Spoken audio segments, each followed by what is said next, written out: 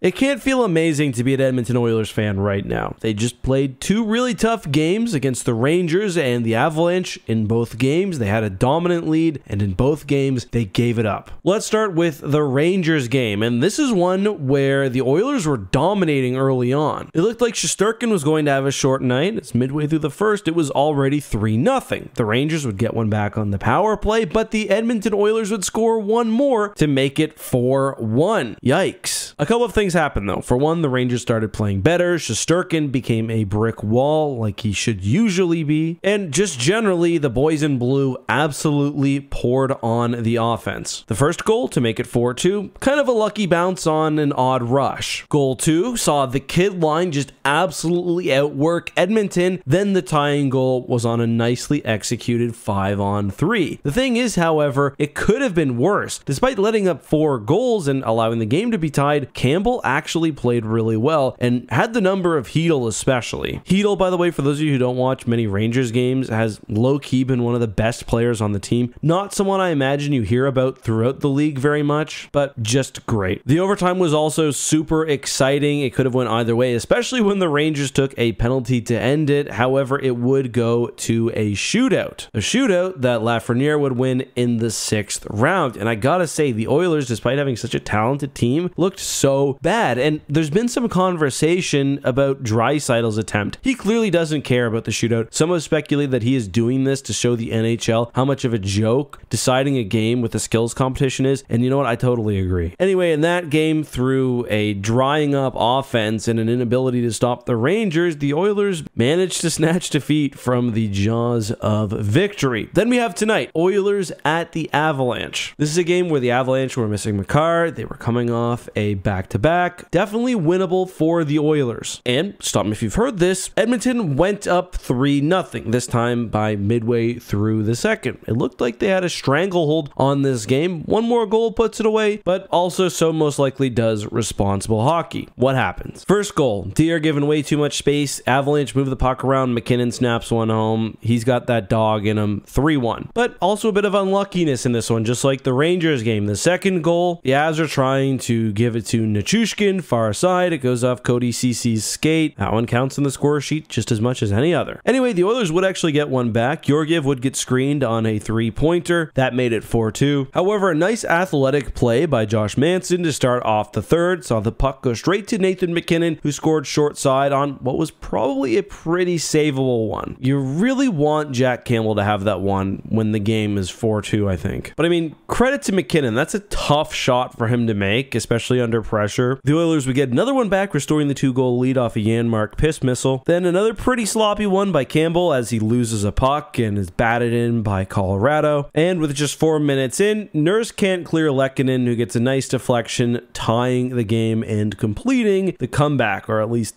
getting it to overtime. The Avs would then go on to win it in overtime, meaning that in a sequence where Edmonton probably should have had 4 points, they walk away with 2, which isn't the end of the world, but it's especially concerning given how it happened. This is a symptom of the defensive and goaltending issues, I think, that Edmonton Oilers fans have been talking about all season, and also kind of a symptom of what happens when McDavid and Draisaitl aren't otherworldly. And I say that as if they've scored no points in these 2 games. Not true at all. McDavid had an assist tonight, a couple points in the other game. Draisaitl had a goal in the Rangers game and an assist against the Avalanche, but they just didn't look as present and as dominant as they often do. I don't know, Oilers fans, what do you think? Are you concerned about this, or, you know, is it just what happens throughout the season if you play enough games? Standing wise, I think Edmonton's probably okay. They've got a good enough win percentage that I think they'll probably hold a wild card spot, but we will see.